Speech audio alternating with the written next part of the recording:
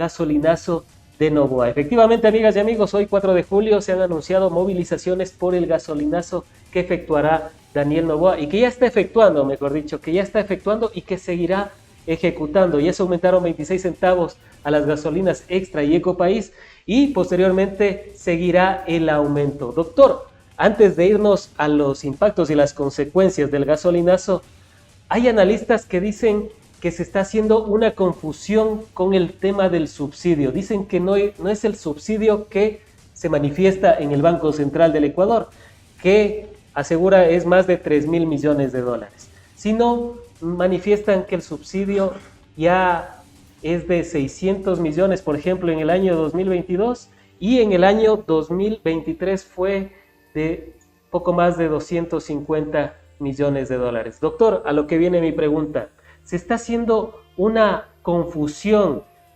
porque el país también es país petrolero, también se produce, no todo obviamente de las gasolinas, pero doctor, se está haciendo una confusión de el costo de producción nacional que tiene el Ecuador para producir las gasolinas versus el costo internacional, y por eso quizás no son 3.000 millones de dólares en subsidios. A ver, mi querido Frank, qué buena su pregunta. Verá cómo se maneja, porque el pueblo tiene que estar preparado. Es un consejo sano. Yo no gano nada, yo no estoy en plan de tomarles el pelo. Pero siempre hay que leer lo que dicen los gobiernos con beneficio de inventario. O sea, nos dicen la verdad, no nos dicen la verdad. Entonces, noticia de todos estos años. ¿Cuál es la noticia? Es que gastamos no sé cuántos miles de millones de dólares en importación de combustible. Y tienes razón. Pero lo que no dicen es la segunda parte que la voy a decir yo. Vamos a poner un ejemplo. Gastaron 3.000 millones o más en la importación de combustibles. Sí, ese es el cheque con el cual se compra la gasolina en el exterior, el diésel y etc. cosas. Compraron. ¿Pero qué trajeron para regalar? Trajeron los combustibles, pero los venden, aunque sea un precio un poquito inferior al precio internacional, pero los venden. Entonces, no es que lo que gasté no lo recuperé. Por poner un ejemplo, si gasté 3.000 millones, recuperé 2.500 millones vendiendo el combustible en el Ecuador. Por lo tanto, el supuesto perjuicio es de 500, no de 3.000. ¿Entendí? Como decimos en la sierra, ¿entendí guicho o no entendí guicho? Entonces ahí te toman del pelo. Entonces sacan una cifra del Banco Central o del Ministerio de Finanzas y dicen, esto hemos gastado en importación. Sí, eso hemos gastado, pero se ha vendido el combustible. Ahora, ¿qué es una estupidez importar el combustible? Claro, porque tenemos petróleo. Y porque el petróleo ecuatoriano debió ser refinado en el Ecuador para evitar este exceso que se paga por comprar. ¿En dónde está el exceso? Doctor, ¿En qué? justamente el Ecuador refina el 35% de lo que produce. Obviamente el resto es lo que importamos. Y justo en eso es lo que, por ejemplo, David Almeida había presentado, David Almeida de la ANTEP de los trabajadores de petróleo del Ecuador. Él había manifestado que como nosotros producimos este porcentaje, también lo mandamos a las gasolinas en general. Y ahí vendría que no se están haciendo los cálculos reales, sino se le está poniendo el precio internacional. O sea, y dicho sea de paso que nuestra gasolina no es que sea de las mejores, es de las de promedio para abajo, por así decirlo. Sí, desde luego. David siempre está bien informado, es uno de los mejores técnicos petroleros que hay. Pero mire usted, lo que usted dijo hay que ponerlo en contexto y explicarlo bien. A ver, cuando tratan de justificar entre comillas, o sea, utilizar un pretexto baladí para tirar los precios arriba, valoran el petróleo ecuatoriano a precio internacional. Eso es lo que usted lo está diciendo de otra manera y lo dice David. Lo valoran a precio internacional. ¿Cuánto nos cuesta producir un barril al Estado ecuatoriano? Lo que es Petroecuador nos cuesta $17 en promedio. Si usted le suma el transporte, que son más o menos $2, $19. Con eso llega a Balao, para poner un ejemplo. Pero entonces cuando hacen los cálculos económicos para el perjuicio, ponen ese petróleo ecuatoriano como que ese petróleo valdría $60, por poner un ejemplo. No, pues nos vale $20. ¿Por qué tienen que ponerle, para el cálculo perverso, nos ponen otro precio para decir que estamos perdiendo? Pero dejemos de perder, pues.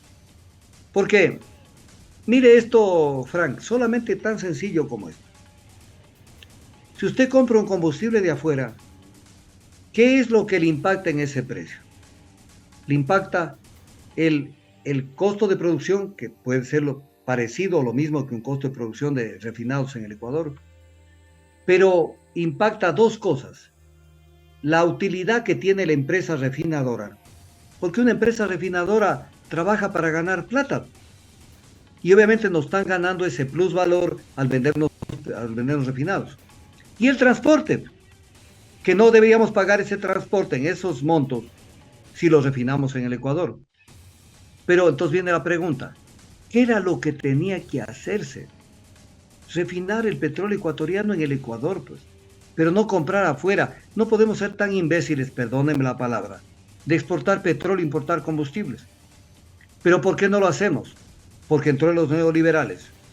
Y los neoliberales decidieron que no continúe el proyecto del Aromo. Justamente, doctor, y si es que tomamos las cifras del Banco Central y decimos que son reales, ¿no? Que son 3.000 millones de dólares en subsidios, doctor, ya no se habría pagado, inclusive ya no podríamos estar hablando de que estaríamos en estos momentos exportando gasolinas si es que se hubiese hecho el proyecto en el Aromo de la refinería del Pacífico. Es que es obvio lo que usted está diciendo, Frank, es una verdad total. O sea, la inversión del proyecto del Aromo era 13.000 millones. Se invirtieron 1.500. Y ahí llegó Moreno y paró. Ahí terminó todo. Entonces, ¿qué es lo que hemos escuchado en estos últimos 7 años? Es una retafila, es una cuestión repetitiva de un comentario que no tiene piso. ¿Cuál es? Es que ahí está el Aromo y ¿dónde está la refinería? Yo lo único que veo es un terreno aplanado. Pero es que ¿qué puedes ver la refinería si no invirtieron 13.000 millones y solo 1.500? Falta invertir 11.500 millones de dólares.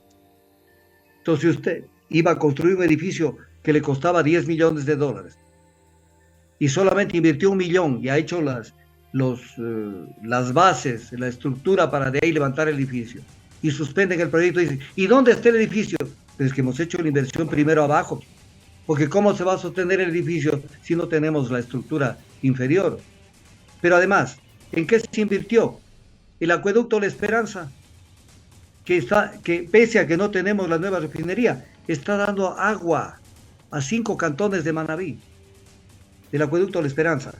Está el campamento, los campamentos, están las vías de acceso, está el aplanamiento del terreno, que no es un aplanamiento que le pasaron un tractor, pues no sean ingenuos. Es un aplanamiento para sostener una infraestructura de petroquímica y de refinación. Y adicionalmente está en el licenciamiento que se contrató con 4 firmas internacionales. UOP Process de Estados Unidos, de primer nivel en el mundo. UOP Process de Estados Unidos, Foster Wheeler de Estados Unidos, Axen de Francia y el grupo Lindel de Alemania. Entonces, claro que se ha gastado, no como decía Tupac, como decía el candidato de Pachacuti, ¿cómo se llamaba? A ver, el Yacu Pérez. Yacu Pérez. Como decía Yacu Pérez, o sea, desde su ignorancia, yo lo califico. Ignorancia es no conocer, no estoy insultando. Desde su ignorancia, los 1.500 millones se hicieron humo. Oye, por lo menos el agua tienen 5 cantones de Manabí, no hicieron humo. Lo que pasa es que tú estás de acuerdo en alcahuetear lo que hizo Moreno, porque fueron parte del gobierno de Moreno. Los Pachacuti fueron parte del gobierno de Moreno y desinflaron la protesta de octubre del 2019, cuando pactaron con Moreno. Entonces, había que continuar. La auditora que contrataron para el tema de la refinería del Aromo, ABS Consulting, concluye que dado que el Ecuador es un país que importa combustibles, hay que continuar con el proyecto haciéndole algunas modificaciones. Pero no es que hay que dejarlo votando. Y lo dejaron votando al proyecto. Entonces no tenemos combustibles. No tenemos Inclusive combustible. quieren o querían hacer un proyecto de paneles solares ahí. Y uno se Pero pregunta, antes, ¿tanta inversión para hacer un proyecto de paneles solares? que no aparece por ningún lado, pero además una cosa, espérenme un ratito. No, no, pero Hasta adelante. eso, digamos, que puede confundir a la ciudadanía. Paneles solares vino con Lazo. Con Moreno dijeron que iban a hacer una ciudad alimentaria para construir, para sembrar hortalizas, legumbres allí. O sea, oye, ecuatoriano, no te duele. Ecuatoriano y ecuatoriana, no te duele que te traten así, que te tomen del pelo de esa manera. O sea, una infraestructura que está, un aplanamiento que está construido para una gran infraestructura, queriendo ahí a sembrar hortalizas, lechugas, culantros, remolacha. O sea, así te toman del pelo.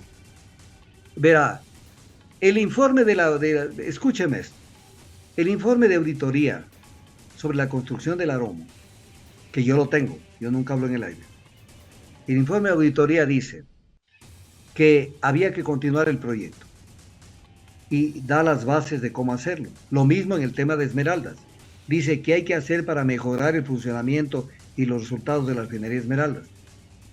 Yo de Contralor General me reúno con las autoridades que recibieron esos informes de auditoría internacional de ABS Consulting y de ICC Tecnato. Me reúno, siento a las autoridades, porque la Contraloría puede sentarle a quien quiera. Los siento y les digo, señores, ¿conocen estos informes? Ustedes los recibieron y están en los archivos de los ministerios. ¿Qué han implementado? Nada. Glosa.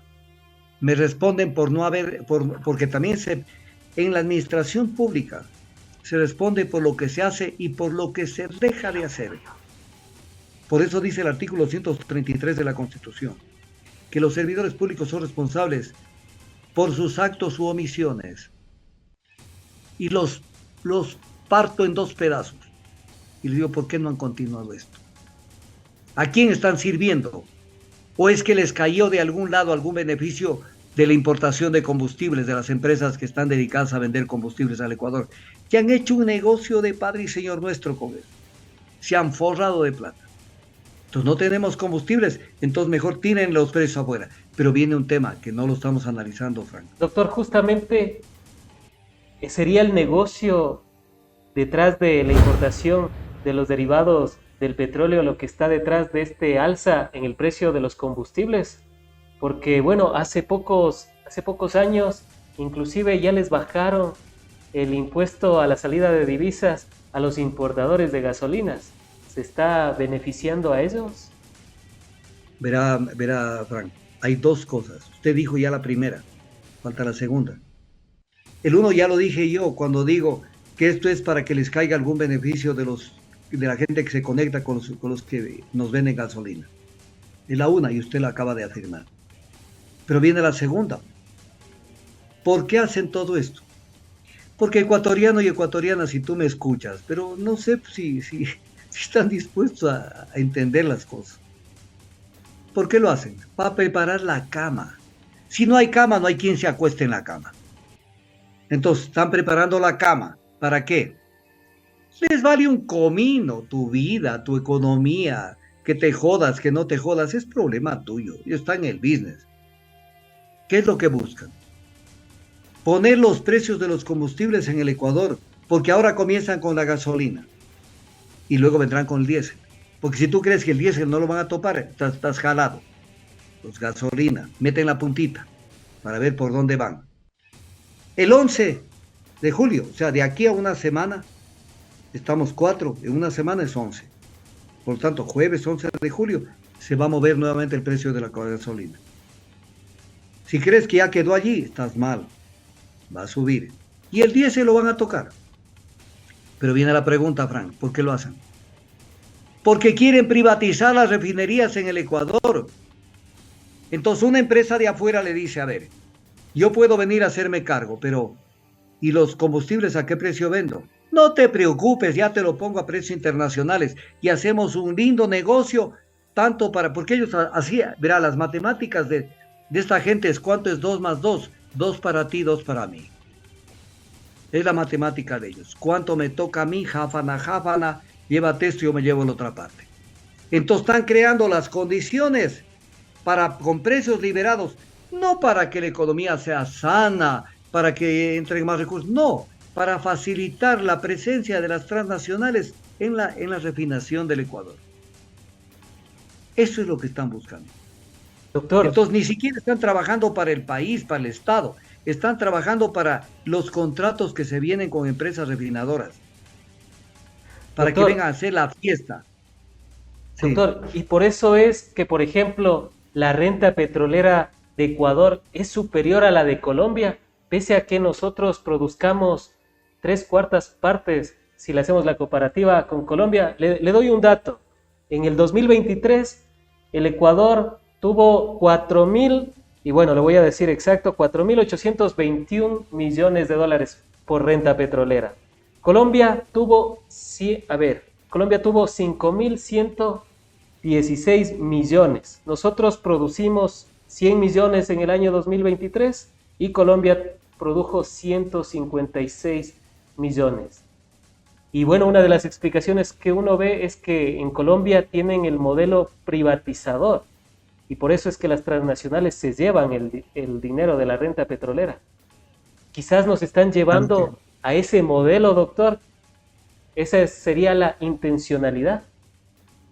pero claro, verá, acaba de declarar, primero acaba de nombrar el nuevo ministro de Energía, que ya hay que comenzar como nos pasó con Sonnenhorner, a tratar de mover la lengua para aprender a pronunciar los nombres de esta gente con raíz extranjera.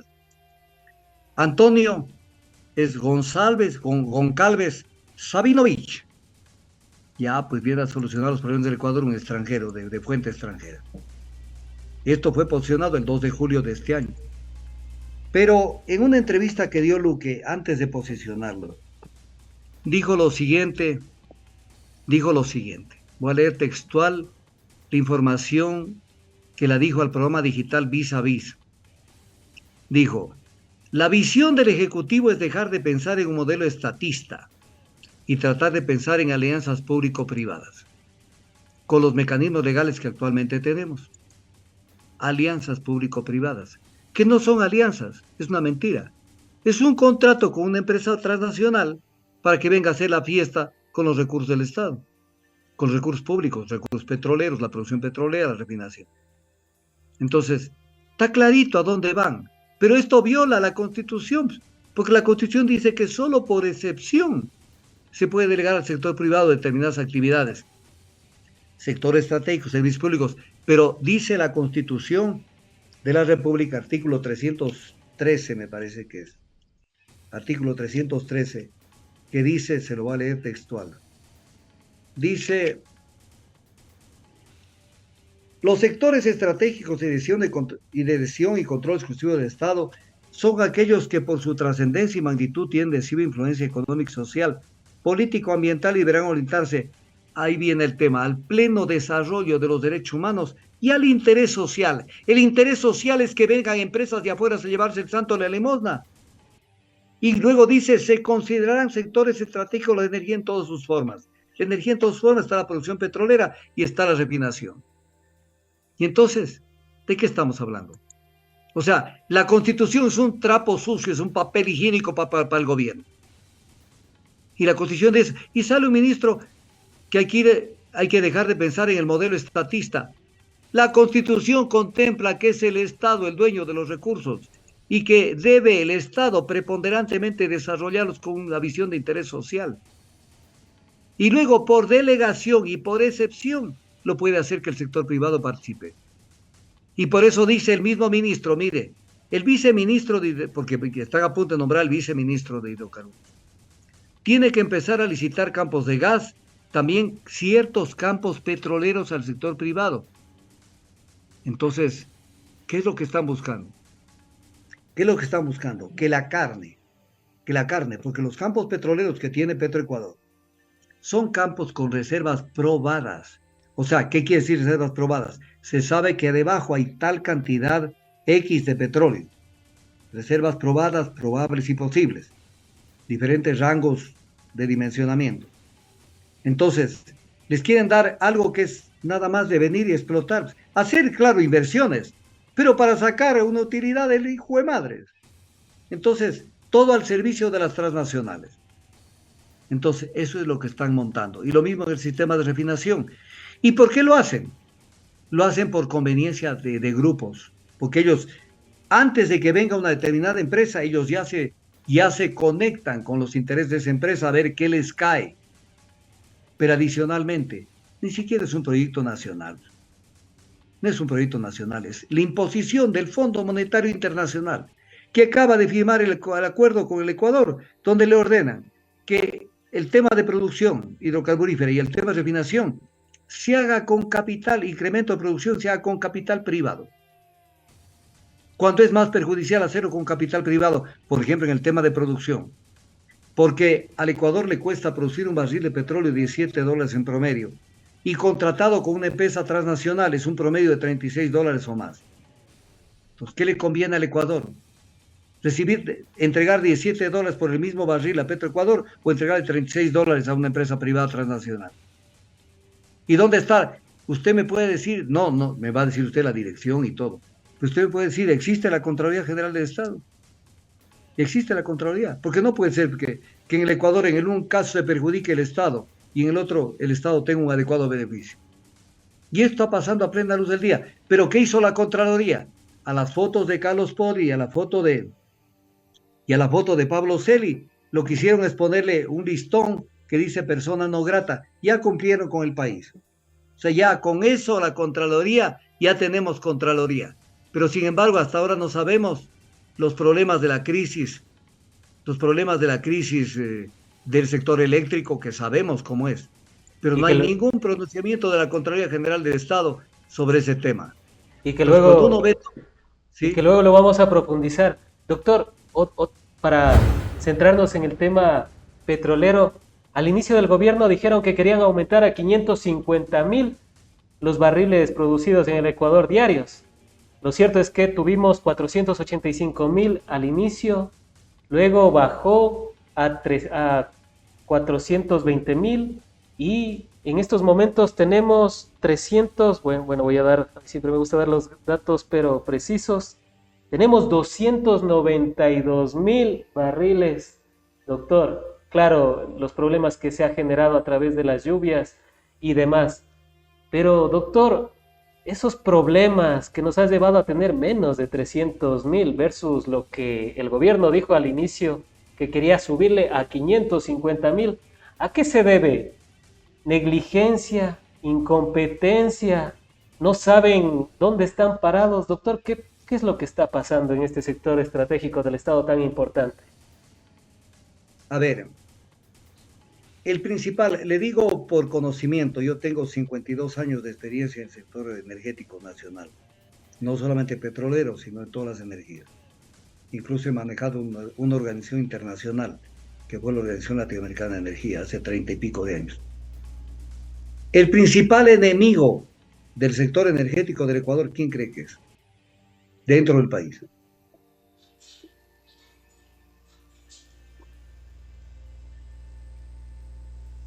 Perdimos conexión. El principal enemigo, perdón, doctor. Perfecto. El Adelante. principal enemigo del sector energético, del desarrollo del sector energético del Ecuador, del sector petrolero en particular, ¿quién cree que es? Doctor, perdón. ¿Puede repetirme la pregunta? ¿No estamos conectados o qué está pasando? No, sí estamos conectados. Vino un vecino de aquí al lado y las puertas de aquí se escuchan claramente en nuestra oficina. Disculpe. Dele un cocacho. Dele un cocacho. Al vecino de la oficina le voy a decir eso. ¿Puede repetirme la pregunta, por favor? ¿Quién cree que tradicionalmente, cuál es el peor enemigo del sector petrolero del Ecuador, el sector energético y sector petrolero en particular? Dentro del país, dentro del sector público. Dentro del sector público, los intereses privados, porque si nosotros vemos lo que ha pasado Eso se benefician. Eso se benefician, pero verá, no le va a ser difícil el principal enemigo es el desconocimiento, porque si vemos en estos últimos años, o los gerentes también, porque han cambiado 5 gerentes en un año. No. Hay un tema que va más allá de todo eso. El principal enemigo del sector petrolero ecuatoriano en todos los gobiernos es el Ministerio de Economía y Finanzas.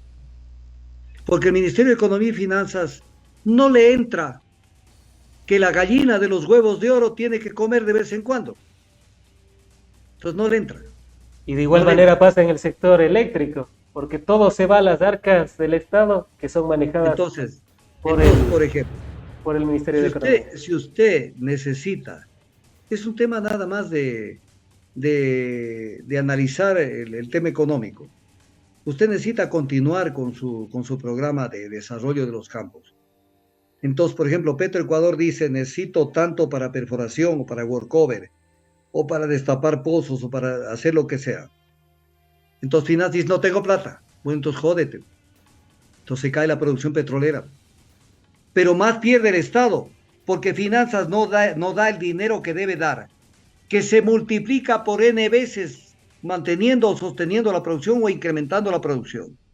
Entonces el Ministerio de Finanzas se hace la puñeta, o sea, se hace el harakiri a nivel nacional, dice, no doy plata. Entonces, ¿cuál es la consecuencia de no dar el dinero mínimo? No estoy diciendo las toneladas de dinero que den, no, mínimo para mantener la producción, no la dan. Entonces, ¿cuál es la solución? Porque esto es bien preparado. Bueno, yo no tengo, si quieres, busca capital privado. Entonces vienen las alianzas público-privadas, que es lo que dicen, que no son alianzas, es un contrato cualquiera. Entonces, con eso sí se contrata con una empresa. Entonces verá la consecuencia del contrato. El Ministerio de Finanzas, escúcheme bien, Frank, del mismo saco de dinero, saca plata para pagarle, para restituirle a Petroecuador $17 por producir un barril y sacar $36 por darle una compañía porque le dé el mismo barril. Entonces, eso no es una estupidez. Mientras más tuviera la producción Petroecuador, bajarían los costos de producción en general de toda la producción petrolera. Y entonces, si el precio del barril está en $65 y yo puedo incrementar desde Petroecuador, puedo incrementar la producción. Por favor, que se le incremente. Y si tengo que invertir para que el costo de producción suba de 17 a 18, $19, que es inferior a $36, pero haciendo las obras para que se sostenga la producción, tengo que hacerlo.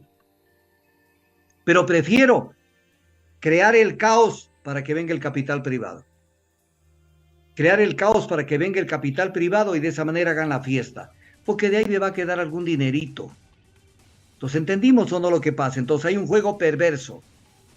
Y entonces comienzan las campañas, ya está comenzada la campaña, orquestada la campaña, ¿para qué? Para que se privaticen los campos petroleros, donde nosotros vamos a perder dinero. Porque la renta que recibe el Estado es mucho menor que la renta que hoy estamos recibiendo. ¿A mí qué me sirve que me incrementen la producción en un 5%, en un 10% de un campo por parte del sector privado, si en términos reales yo estoy perdiendo 20-30% de renta? Y es justamente, doctor, lo que le pasa a Colombia. Por ejemplo, nosotros en el 2023, por barril de petróleo, tuvimos una renta petrolera de 47,70 centavos. En cambio, en Colombia, y justo se adecua a lo que usted nos acaba de explicar, tuvo 20,52 por cada barril de petróleo. O sea, Colombia recibe menos de la mitad que el Ecuador. Entonces, si nos llevan a ese modelo, podríamos tener ya prácticamente una catástrofe económica. Como la que tuvimos en su momento, porque las compañías se llevaban el santo y la limosna. Pero viene un tema. Verá, de una vez me anticipo de tratar este tema. El artículo 326, numeral 15 de la Constitución, establece que la producción hidrocarburífera es un servicio público. Si es un servicio público, automáticamente tiene que regirse por el régimen jurídico del servicio público. Y eso quiere decir que los servicios públicos se manejan bajo un sistema de precios y tarifas. Por eso existe el contrato de prestación de servicios. Por eso existe el contrato de prestación de servicios. Porque es prestación de servicios, pongámosle la palabrita, prestación de servicio público de producción. ¿Por qué? Porque la Constitución establece que la producción hidrocarburífera es un servicio público. Pero ¿qué hacen? Están queriendo introducir el modelo del contrato de participación, que es un modelo con porcentajes, que no calza con la normativa constitucional, no calza. porque todo con ánimo de favorecer a las transnacionales. Como lo dije hace un rato en otro tema, la Constitución para ellos es un papel higiénico. Les vale un carajo lo que dice la Constitución. Lo que privilegian es el interés privado, nacional o internacional. Pero esto es lo que tú elegiste, y vuelvo a decir lo que dijo Winston Churchill. Los pueblos se dan los gobiernos que se merecen. Eso te mereces tú, ecuatoriano, por pendejo, por votar de esa manera que votas. Doctor, y ahora para ir avanzando en el tema de las consecuencias y de los impactos que va a tener esta subida en el alza de los precios de los combustibles, ¿cuál podría ser la principal desde su punto de vista? Obviamente ya vemos que los productos están subiendo, que si uno va al mercado ve que con $20 ya no compra lo mismo que compraba hasta hace apenas 2 o 3 semanas. Pero doctor, ¿cuál sería él o los principales impactos y consecuencias de este gasolinazo de Noboa? Pero verá, respecto a lo que usted dice, primero a él no le importa, ¿no? Una persona que además no pagan impuestos. ¿Qué le Paradójico. importa a él que la gasolina suba a $30 el galón? Para ellos si se dieron el lujo de botar billetes en España durante la farra que tuvieron, les vale un comino, pero a ti ecuatoriano te saca la madre. Pero mire los medios tradicionales de comunicación. Lo entrevistaron a Mauricio Pozo, obviamente figura del neoliberalismo, de la época de Lucio Gutiérrez, porque Lucio Gutiérrez llegó con un discurso nacionalista y en el gobierno hizo un gobierno neoliberal, o sea, típico en el Ecuador. Y Mauricio Pozo dijo que la elevación de los precios de los combustibles no iba a impactar en la vida de los ecuatorianos, no iba a impactar en la subida del costo de la vida. Eso lo manejan los medios de comunicación. Cuando un tema es diferente, ¿por qué razón? Se inventaron esto de la compensación.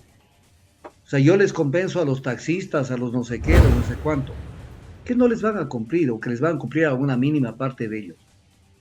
Pero el gran grueso del consumo de la gasolina está en la carga liviana. O sea, usted para analizar es como un médico. Un médico para analizar al paciente, usted no puede ir directamente y medio le toca el cuerpo y le ve los ojos y nada más dice, sí, sí, dale tal pastilla o pongamos la inyección. No, exámenes. Ahora al menos es increíble la cantidad de barrido que le hacen al cuerpo para saber qué tiene esa persona. Balance energético. Tenemos balances energéticos. ¿Acaso que el balance energético está ahí de adorno? Para saber cuál es el paciente. Entonces, cuando uno ve la cantidad que se lleva del transporte terrestre, casi 25% del transporte terrestre se lleva la gasolina. La carga liviana, perdón. Carga liviana. A la carga liviana no le están compensando nada. ¿Y cómo se transportan los productos de primera necesidad? Con carga liviana. ¿Se ha visto la camionetita que sale de Machachi o de no sé dónde a Machachi para vender? ¿Se ha visto la camionetita? Claro. Esa camionetita es la que lleva los productos, con un carro destartalado, viejito. ¿Cómo le están compensando? El tipo no solo que está incrementando los productos, sino que se está avispando, porque es el Ecuador. Si le impacta en un 5% en el costo de la producción de la papa, él incrementa el 30%, porque es un país que no tiene control de precios. Esa es la filosofía del neoliberalismo, que el Estado se reduzca no solo en cantidad de personas, sino en el concepto que sea un Estado mínimo, un Estado que no controle nada. Porque ese es el objetivo del neoliberalismo. Y que el Reducir al mercado se Estado. regule solo. Claro, pero el mercado no se regula solo. El mercado se ponen de acuerdo y te parten la madre. Claro, pero eso es Entonces, entre comillas, ¿no? Porque y siempre va a entonces, haber alguien que esté tratando de incidir para poder regular el mercado. y hay una cosa que le comento como una cuestión personal. Yo soy acostumbrado a hacer el mercado desde niño y desde joven, porque a mis hermanas incluso crecieron y en algún momento mi madre me mandaba solo a mí al mercado cuando yo era estudiante del colegio. Yo iba al colegio, era estudiante. Habían gente que se me reía, se me burlaba viéndome con los canastones, pero yo a mí valía un comino. Y ya cuando fui creciendo, a mí me encanta ir al mercado, porque además los productos son son más naturales, más puros, son de primera mano. Entonces yo sé cómo suben los precios. Yo sé. Lo que antes le vendían 5 manzanas por $1, hoy le dan 3. Lo que antes le daban 5 aguacates por $1, hoy le dan 3. Quién sabe si 2.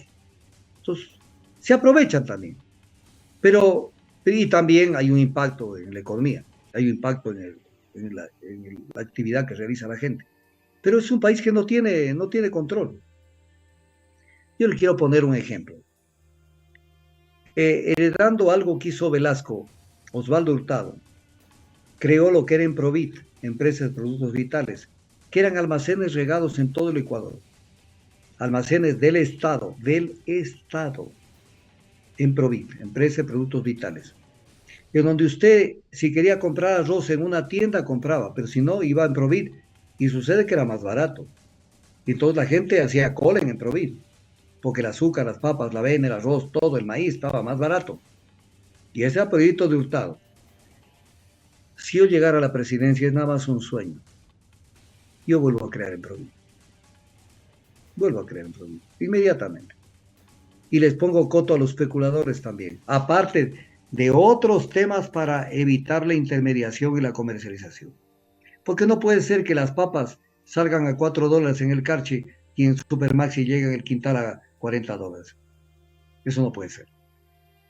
Entonces, Pero para eso se necesita la un gasolina Estado que impacta. esté controlando y regulando todo el proceso de Ese producción, de comercialización y de distribución. Que antes Para quizás sí eso el lo Estado. había, doctor, pero ahora es el sálvese quien pueda. Ese es el tema. Es el modelo neoliberal. Es el modelo neoliberal. Entonces tiene que haber control. Pues. Vea, en el pasado, mire cómo era antes. En el pasado le obligaban a poner los precios, ¿no? En una pizarra. Sí. Y los intendentes se paseaban por los mercados. Decían, ¿y usted por qué le ha subido el precio de tal? Era el terror el intendente. Pero vino el adelanto tecnológico. Entonces, con el adelanto tecnológico, especialmente en los supermercados, todo se indexa. Se cambia con aplastar un botón.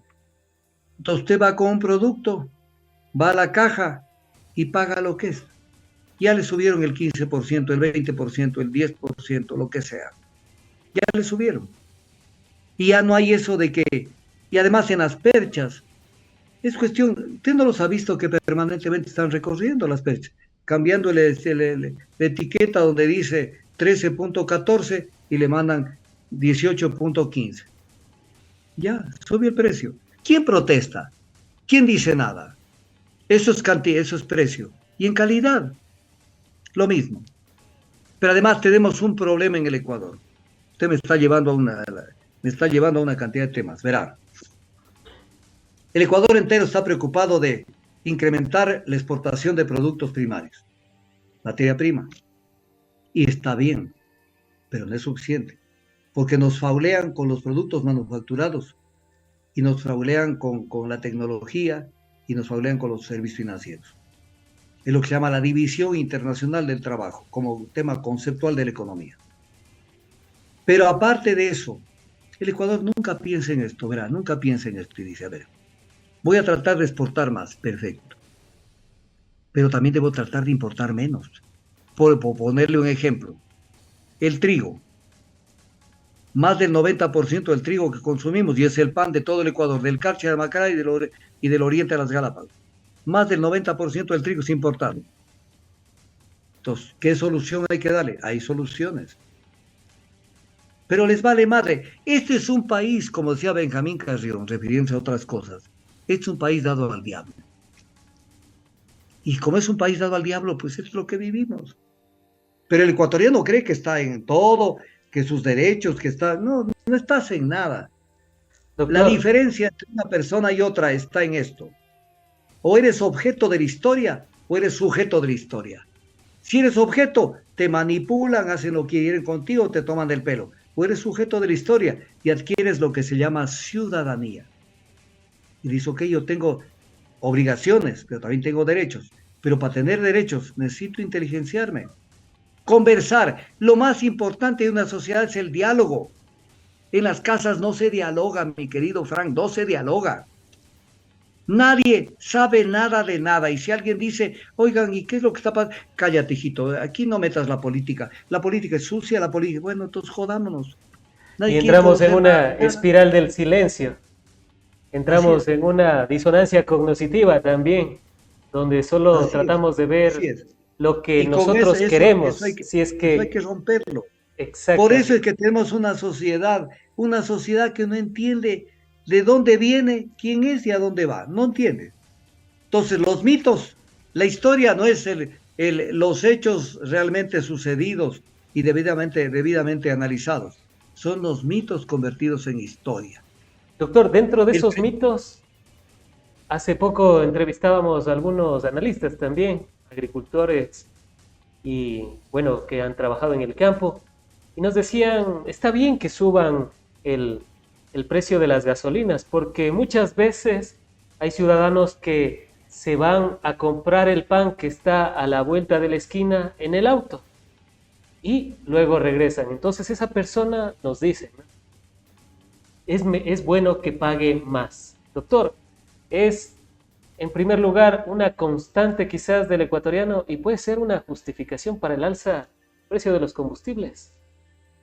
sí, pero mi querido Frank, ese ejemplo tiene un calificativo, es un sofisma. Y usted, su programa se llama La Otra Verdad. Es un sofisma, porque ¿qué es un sofisma? Lo que tiene apariencia de verdad, pero que es una mentira.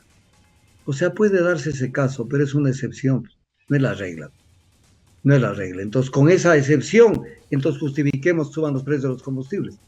Eso lo tiene que decir alguien que le sobra plata para meterle al carro lo que quiera. Punto. Entonces lo vende como que es la solución. El hecho es que las papas suben de precio, el hecho es que el maíz sube de precio, el hecho es que las frutas suben de precio, el hecho es que la carne sube de precio. El resto es paja, el resto es paja. Doctor, también dentro de los que defienden la medida del alza de los combustibles, aseguran que, por ejemplo, de- después de la consulta popular donde se decidió que ya se deje de explotar el Yasuní, el bloque 43, y que el país pierda 1.200 millones de dólares, claro, en este momento todavía no, pero en el momento que ya se haga efectiva la consulta popular y perdamos esos 1.200 millones de dólares, podría ser una justificación, quizás el trasfondo del régimen de Daniel Noboa, que no lo ha manifestado, pero que podría leerse entre líneas. Doctor, esta sí podría ser una justificación por parte de Daniel Noboa para eliminar o para subir el precio de las gasolinas extra y ecopaís. A ver, mi amigo, hay que ver el fondo del tema. Si el Ecuador deja de producir petróleo, tiene dos impactos directos. El uno en la economía, menos ingresos fiscales. Entonces, cuidado con pensar que la solución es hacerse el araquiri, hacerse la puñeta. Menos ingresos fiscales, menos ingresos para el fisco. Y segundo, seguridad energética. La Constitución establece como obligación generar soberanía energética. Léale el artículo 284 de la Constitución. Soberanía energética. ¿Y cómo están generando soberanía energética? Facilitando una consulta estúpida donde el pueblo no supo por qué votaba, porque el pueblo nunca supo por qué estaba votando con el tema del IPT. Estaba queriendo, el pueblo se confundía y decía que hacía para que no se contamine el planeta. Si acaso que la contaminación se da por la producción petrolera del Yasuní, se da cuando usted prende un motor de combustión interna, cuando usted prende un carro o una industria. En ese momento se produce la combustión. Yo en este momento estoy hablándole a ustedes del Valle de los Chillos, provincia de Pichincha. Desde ahí le estoy hablando. Yo no estoy en el ITT, pero si en este momento prendo el carro y salgo a la calle, estoy contaminando aquí. Y el que está prendiendo el carro en el Cantón Pasaje está contaminando al Ecuador. Entonces, ¿qué tiene que ver el ITT? Que además las gasolinas y el diésel en un 70% es importado. Pero al pueblo le metieron eso en la cabeza, determinados intereses. Y además que en el ITT, doctor, se invirtió 1.200 millones de dólares en la tecnología de punta. Tal es Mucho el caso que más. no hay mecheros en el bloque 43 del ITT. Lo que se extrae se devuelve digamos que es uno de los procesos más amigables con el medio ambiente. Obviamente va a tener su impacto, pero si le hacemos la comparativa con los demás campos, doctor, el impacto es mínimo. Pero usted no está tomando en cuenta lo que invirtió el Ecuador para desarrollar esas reservas. No es solamente la inversión para desarrollar la infraestructura, sino la inversión para desarrollar las reservas, que eso se lo hizo desde el pasado. Mire usted que en el 1993 se hizo el estudio de reservas con Bessy Lab, Instituto Francés del Petróleo, en base a los trabajos que hizo Petroecuador. Petroecuador invirtió miles de millones de dólares para descubrir ese petróleo, que A se los tenía estudios. indicios con un pozo que se perforó, el pozo Tiputini número 1, pero el desarrollo de los tres campos, que son Ispingo, Taputini y Tipococha, es obra del Estado, es su esfuerzo, es su inversión. Y después la inversión de las facilidades de producción, donde es un modelo de desarrollo. Entonces, pero viene un tema. ¿Cuándo fue la gran afectación a la Amazonía? No fue con el ITT, fue con los otros campos, porque en el pasado se cometió el error de que se construían vías de acceso a los centros de producción petrolera.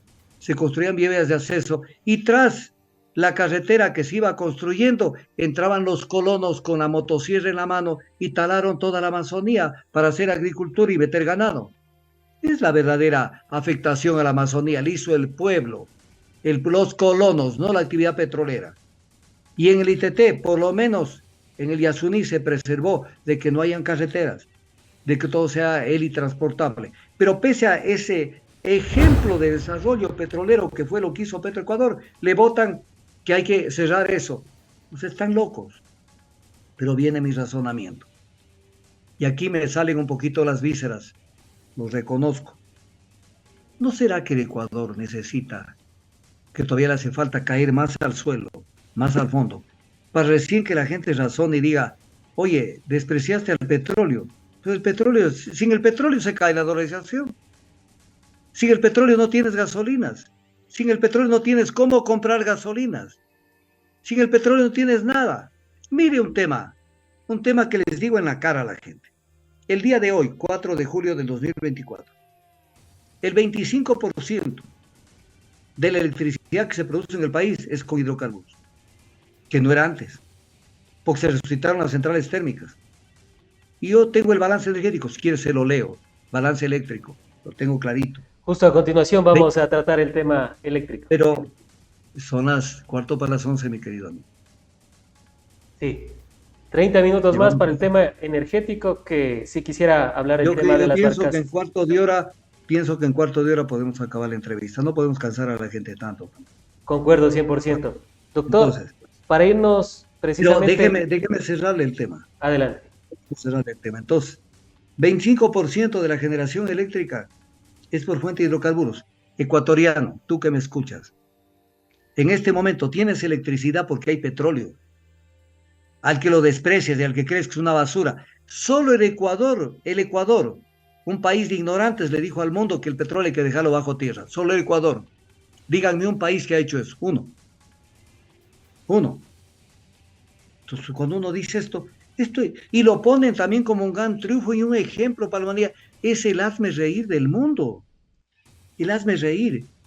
Cuando, le voy a poner un ejemplo, Frank, cuando Brasil descubrió petróleo en las capas presalinas y con eso incrementó reservas de manera significativa en Brasil, el presidente Lula da Silva declaró lo siguiente: esto es una bendición de Dios, un pasaporte al futuro y algo más, dijo. Es una bendición de Dios, un pasaporte al futuro y algo más. O sea, para nosotros la maldición de la abundancia. O sea, por Dios, yo sí tengo que cargarme contigo, ecuatoriano y ecuatoriana. Sí o sí tengo que cargarme, carajo, porque no tienes la menor responsabilidad con las cosas y no hacen el menor esfuerzo por entender las cosas. Y además, manejaban este concepto. Es que los pueblos no contactados, primero, existen los pueblos no contactados a la fecha de hoy. En el pasado posiblemente sí. Pero un pueblo no contactado, si no se lo contacta, está obligado a desaparecer. Y eso ha pasado con otras nacionalidades. Con los guaraní estuvieron a punto de desaparecer si no hubiera habido el contacto. Pero yo no concibo un grado de mayor deshumanización que pueda haber dejar esos poquísimos personas, que no sé si pasen de 500, de 100, de 300, abandonados a su suerte, desconectados de la civilización, desconectados, porque creemos acá que son felices. Para nosotros un machete, un hacha, una tijera, una cuerda, para nosotros es algo baladí. ¿Para qué vas a entrar a un almacén, a una ferretería a comprar un machete si estás viviendo en un departamento? Pero para esos pueblos un machete es una joya. Un hacha es una joya para poder construir un hábitat.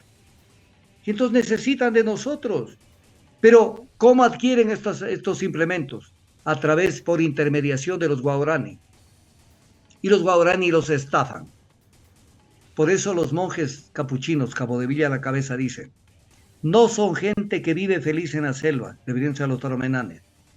Son gente que necesita de nosotros, porque necesita de los instrumentos que tenemos para defenderse y desarrollarse. A ti no te importa, porque crees que son más felices. Les cae una plaga, les cae una enfermedad, se mueren el 80% de la gente. Comen carne cruda, no comen una dieta que les permita tener una mejor vida, se mueren más antes. No hay grado, por eso la vaca, Monseñor la vaca, que trabajó para integrar a los pueblos no contactados a la civilización, no para aislarlos, esto no entiende la gente. Monseñor Lavaca decía cuando lo criticaba a la gente del Instituto Lingüístico Hebrano, decía, yo no estoy de acuerdo con los proyectos turísticos, tenemos que integrar a esta gente a la sociedad, tenemos que acercarlos, no negarlos, no aislarlos, eso es inhumano. Fíjese que la vaca, para hacer sus reconocimientos en toda esa zona, hacía los reconocimientos con la ayuda del Papa. El Papa le facilitó una avioneta para que se movilice. El Papa. Y también los gobiernos de turno firmaron convenios con la vaca. CEPE firmó convenios con la vaca. El presidente Otto Arosemena acordó con la vaca todo lo que tienen que hacer los capuchinos para acercar en su momento a los guaraní. De lo cual sin duda alguna podríamos profundizar en algún momento, doctor. No hay que desconocer también que la provincia en sí mismo le dijo que sí a la extracción del petróleo, inclusive algunas comunidades cuando iban los Días Unidos les expulsaban durante la campaña de la consulta para el bloque 43 y doctor, ¿podría volvérsele a consultar al pueblo ecuatoriano y más que todo, en este caso, consultársele directamente a la provincia que debería ser la que decida sobre los recursos que en este caso son petroleros? ¿Podría ser ese el camino antes de desmontar toda la infraestructura y perder 3.000 millones de dólares que se ha presupuestado que costaría desmontar el bloque 43 del ITT, además de los 1.200 millones de dólares que dejaríamos de recibir como Ecuador? Mire usted, la Constitución, el artículo 57 establece que en el caso de la explotación de recursos naturales no renovables, tienen que ser consultados los pueblos, comunas, nacionalidades, en cuyas tierras se encuentren los recursos. Hicieron una consulta nacional. ¿Qué carajo sabe el que vive en el cantón Santa Rosa de la provincia del Oro? La gente que vive en el cantón Uchone de la provincia de Manabí. ¿Qué carajo sabe lo que está pasando allá? Y además la Constitución no permitía una consulta nacional. Y sin embargo la Corte Constitucional, violando la Constitución, facilitó esa consulta. Cuando en las provincias donde hay actividad petrolera, Sucumbíos y Orellana, en esas provincias se votó porque se continúe la explotación petrolera. Por lo tanto, había que hacer respetar lo que dicen la gente que está sentada en esos cantones y en esas provincias. Ya el pronunciamiento existe. Pero yo me pongo a pensar, ¿qué van a hacer los gobiernos? Posiblemente Noboa, si ve que ya tiene que irse y que ya no le toca más y va a ir a vivir en el exterior, en Miami, donde los Hampton, o en Nueva York, donde los Hampton, que es donde tienen las propiedades de los Noboa allá. Le va a valer un comino, pues nos dejan jodidos, por no decir la palabra exacta, parecida a jodidos, nos dejan jodidos. ¿Qué vamos a hacer si se cierra el ITT? El ITT no solo es lo que usted dice, Frank, recuperar lo invertido, sino que son campos que son prospectivos. ahí hay muchísimo más petróleo del que pensamos. Es lo que se llama uno de los pocos elefantes, así se lo llama en la industria petrolera. Es un tren estructural enorme que posiblemente servirá para ir sustituyendo la producción actual. Pero si lo cerramos, jodámonos, vámonos al piso. A ver si mañana se rompe la dolarización, se rompe la economía, a ver a cómo nos toca y ahí, ¿qué va a decir el pueblo? Es que no nos explicaron bien, es que no sabíamos, es que no sé qué y no sé cuánto. Entonces, ese es el problema del pueblo.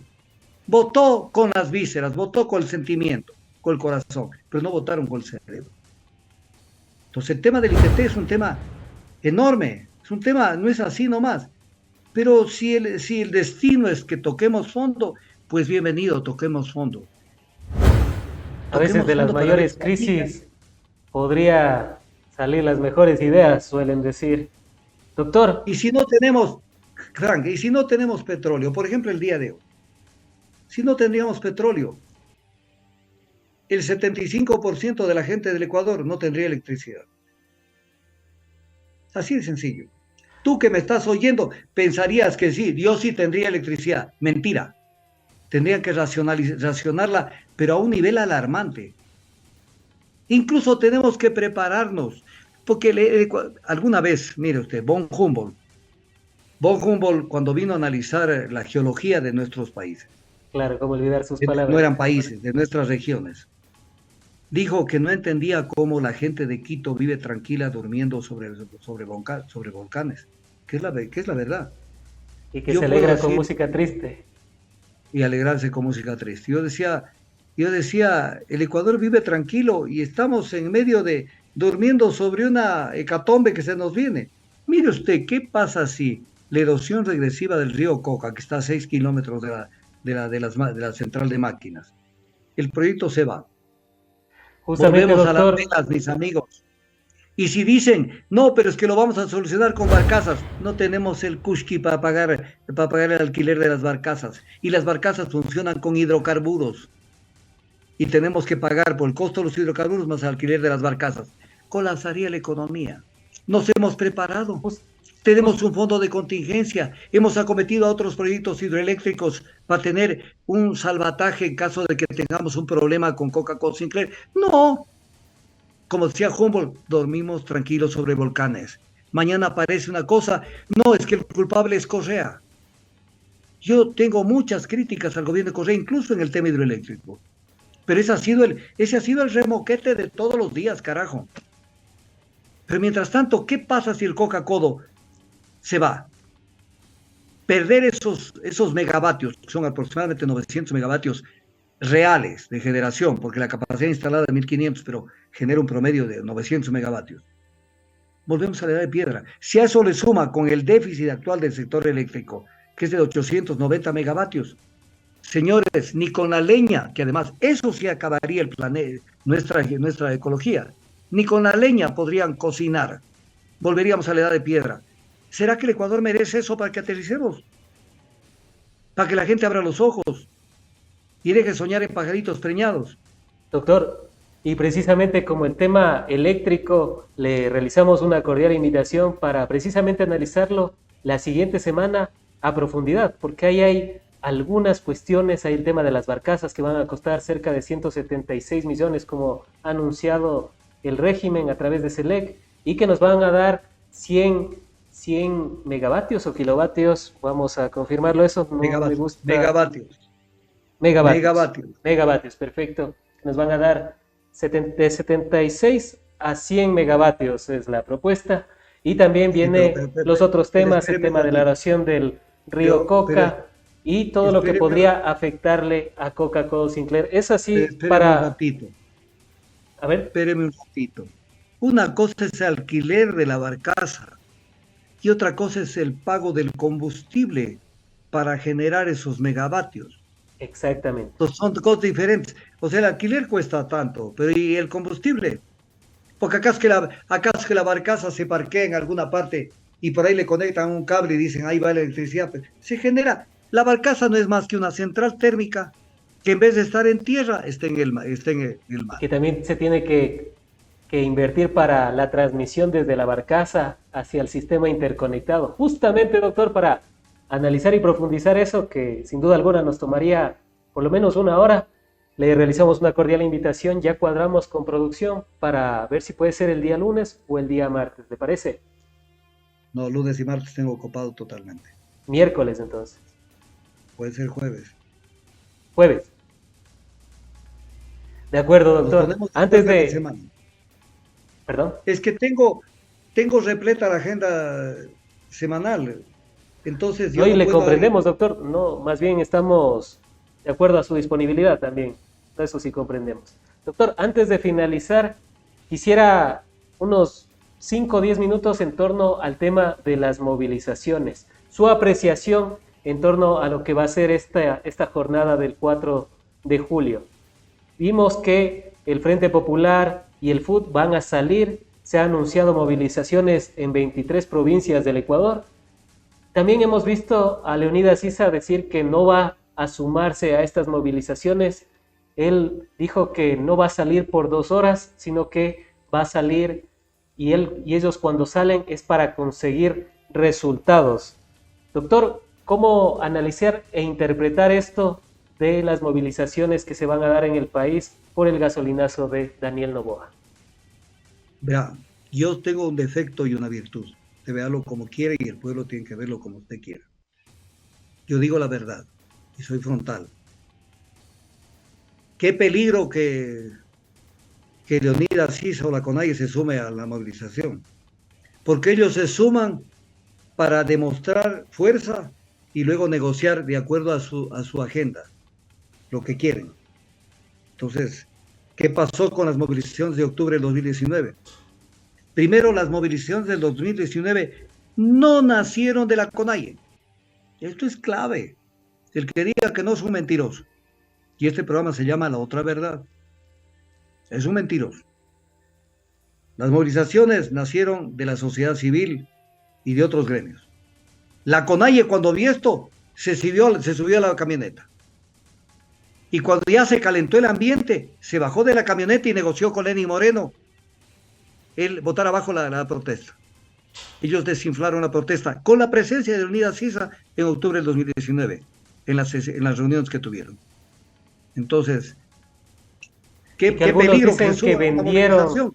La protesta, porque fue un Después, momento en el que inclusive los barrios de Quito, y eso, doctor, es algo que no había pasado antes, los barrios de Quito se levantaron, o sea, era el momento ideal, por así decirlo, para tener unas mejores políticas para el Ecuador, para quizás negociar, sí, pero un acuerdo mejor. Pero mire, el levantamiento no era de la CONAIE únicamente, era del pueblo de Quito, como usted lo dijo. Pero ellos desinflaron la protesta, la desinflaron. Entonces, y luego, mire, nada más es fácil entender las cosas. Después, ¿a quién escogió como interlocutor para sentarse a armar, a calentar las mesas y luego a quemar tiempo, como en el fútbol? O sea, a tomarnos el pelo al Ecuador. Se sentó la CONAIE con el gobierno de Moreno a sentarse para discutir medidas. Y ahí nos tomaron del pelo a Raimundo y todo el mundo. Porque primero los indígenas pelean, los dirigentes indígenas pelean solamente por ellos. ¿Acaso que pelean por el pueblo? Además que ellos son el 7% de la población ecuatoriana, ellos no son más que eso. Entonces, cuando ellos entran. Por eso es que apareció la Conferencia Episcopal Ecuatoriana como la gran salvadora del país, haciendo mediación entre el gobierno y la CONAIE. Si el pueblo fue el afectado, no solamente la CONAIE. Entonces, ¿por qué los escogieron a la CONAIE? Porque con ellos sí se puede conversar. No se olvide que en elevación de combustibles fueron a Carondelet y salieron de Carondelet aprobando la elevación de los combustibles. ¿Sí se acuerda de eso? Totalmente. Entonces, pero doctor, ellos hacen la parada para ver qué obtienen. Doctor, y también recuerdo que Pablo Dávalos estaba como vocero o estaba asesorando a la CONAIE en ese entonces. Y después, en una clase, en una universidad, él dijo que habían llegado a ese acuerdo para no beneficiar al correísmo. Doctor, ¿se puede interpretar que después de todo el esfuerzo de 2019 hicieron estos acuerdos con Lenín Moreno para no beneficiar al correísmo? O sea, ¿qué tenía que ver el correísmo con esto? No tenía nada que ver. Pero ellos se fueron a entregar al gobierno, ahí estuvieron toditos, fueron caminando, ahí estuvo Pablo Dávalos, miren los videos, pasando los papeles de lo que iban a firmar y esto y el otro. Estaban en la componenda con el gobierno. Claro, el Contralor también Descifraron la estuvo. protesta, fueron de bomberos, pero no los bomberos que ponen bombas, sino los bomberos que apagan el incendio. De eso se fueron. Ahora, hoy viene la protesta de otros sectores. No sé qué efecto va a tener. Estoy en entrevista con ustedes de las 8 de la mañana. Todavía no entro en contacto con la información. Pero, ojalá el pueblo haga uso del derecho de la resistencia, que es un derecho constitucional. Derecho constitucional. Que no es anarquía ni es votar abajo el gobierno. Derecho a la resistencia para protestar por la decisión sin consultas que se tomen. Pero Artículo 137. me temo que pueda volver a aparecer el tema que siempre ha aparecido en el Ecuador. El ecuatoriano le encanta comer gallina gorda por mano ajena. O sea, corre la cortina de la ventana para ver si ha salido el vecino a pelear por él. Pero el ecuatoriano no, y ve las noticias a ver qué ha pasado con los presos. Pero nunca dice esto me duele a mí también. Me duele a mí también. Y después a veces salen con esta cuestión peregrina. Cuando no funciona y la vida se les hace más cara. Bueno, pero hubiera sido lo mismo con cualquier gobierno. Entonces eso ya es bajar las armas y expresar su derrota total ante la vida. Doctor, Entonces, y que sí, no se sumen los transportistas después de haber tenido algunas reuniones y en especial la reunión de ayer, ya dijeron que no se iban a sumar a las manifestaciones de este 4 de julio. ¿Cuál es su apreciación, doctor? Y verá, más que todo, ¿cree que el gobierno les vaya a realmente dar esa compensación después de que el gobierno de Daniel Noboa no ha cumplido con alcaldías, con prefecturas? ¿Qué le debe a Solca? ¿Qué le debe prácticamente a la mayoría de acreedores, doctor? y que les quieren pagar con bonos del Estado. Porque a Solca le quieren pagar con bonos del Estado, lo mismo que a los gobiernos autónomos centralizados. Cuando el gobierno recibe en plata líquida, quiere pagarles con bonos. Y que es plata que no es del gobierno. Porque es plata que está contemplado en el artículo 192 del COTAD, que es plata de los gobiernos autónomos centralizados. El gobierno es agente de retención de esos dineros. No puede disponerlos, no puede decir, ¿sabes que no tengo? ¿Cómo que no tengo? Ah, pero es que no tengo para salud, educación, para no sé qué, y los militares y los chalecos. Es tu problema. Esa es mi plata. Pero tenemos en el Ecuador no sé cuántos prefectos, 221 alcaldes, y que en la gran mayoría les tiemblan las piernas, les tiembla el cuerpo entero, están con Parkinson, o que no saben protestar por sus derechos. Les tiró abajo la ley de hace 3 semanas, que salió de la Asamblea para que automáticamente se transfieran los dineros a los gobiernos autónomos centralizados. Le puso un veto total. Va a ser discutido en junio del próximo año, cuando ya Noboa no sea presidente. ¿Y qué contestación le dieron los gobiernos autónomos centralizados ante esa burla? Porque es una violación al COTAD. ¿Qué decir? Nada. O sea, este es el país. Los ecuatorianos tenemos una equivocación. Estamos falsamente convencidos que es un pueblo libérrimo, un pueblo luchador, un pueblo que no se deja someter. Mentira, es un pueblo que baja los brazos las N veces que las tiene que bajar. Y ese pueblo de hace años, ese pueblo de la Revolución Liberal, de ciertas gestas que hubo, ese pueblo no existe. Ese pueblo no existe. Le dan cualquier cosa y aceptan las cosas como son. Y a veces cuando viene un gobierno de otro estilo, verá, a ver, le voy a dar una constante. Cuando hay un gobierno de derecha, la dirigencia es sumisa. Y cuando viene un gobierno de más o menos progresista, se vuelven erosivos. Pero a la derecha le tienen pavor.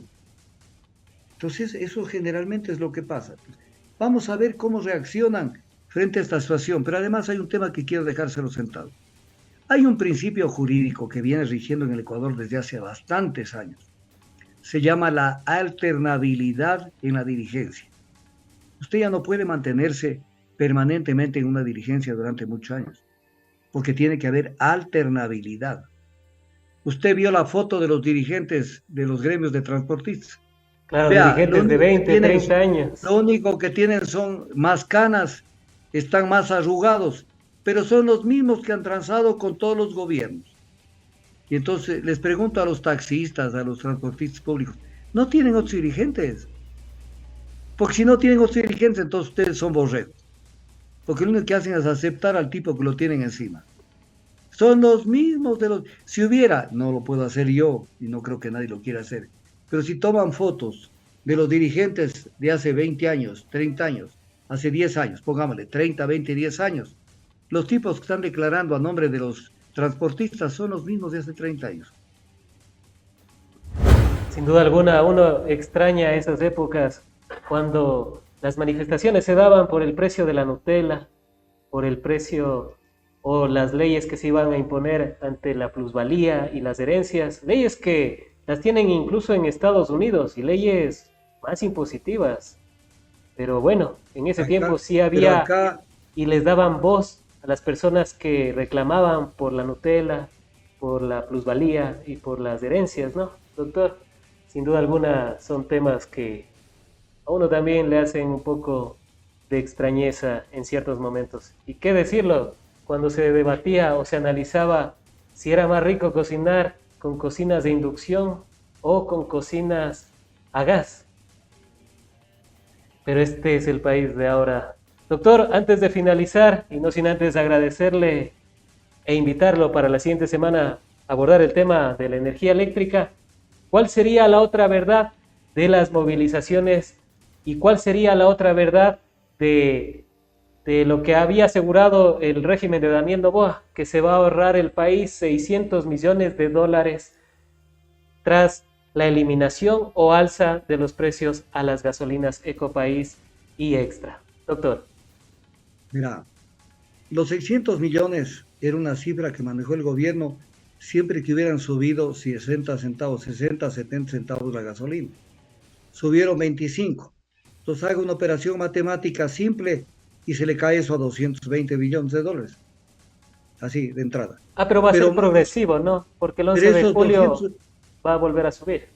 Pero va a subir, pero además van a llegar al tema del precio del combustible. Todo es medido para ver cómo van avanzando en su proyecto. Pero más plata perdemos con lo que el OCP no pasa al Estado. Y el Ecuador hace el papelón de seguirle pagando a OCP por su transporte de su petróleo y no cobrando a las compañías privadas por el transporte de su petróleo, porque el contrato ya terminó y esa infraestructura tiene que pasar al Estado sin costo alguno. Más perdemos allí que lo que vamos a ganar con los combustibles. Pero sobre el tema del OCP, los movimientos políticos no dicen nada, porque es el gran problema que tenemos en el Ecuador también. Usted puede intentar desarrollar una lucha social, pero si no conoce, y a ese conocimiento, aparte de eso, le pone el condimento de la actividad, de ser proactivo en la defensa de los intereses del país, pero si no conoce, no sabe dónde están parados. Es el gran problema del Ecuador. El problema del Ecuador es que por mucho que se dijo, se habló de las mentes lúcidas, creo que escasean bastante en el Ecuador. Es un producto interno bruto que mentes lúcidas. Eso es, mi querido Frank. Han sido las apreciaciones del doctor Augusto Tandazo, experto y analista constitucional, a quien agradecemos por haber estado nuevamente en La Otra Verdad, transmitido por supuesto a través de En Retrospectiva. Seguros de contar con su participación en futuros análisis, diálogos y debates de la coyuntura nacional. Gracias, Frank. Muy amable y nos estaremos viendo en otra oportunidad.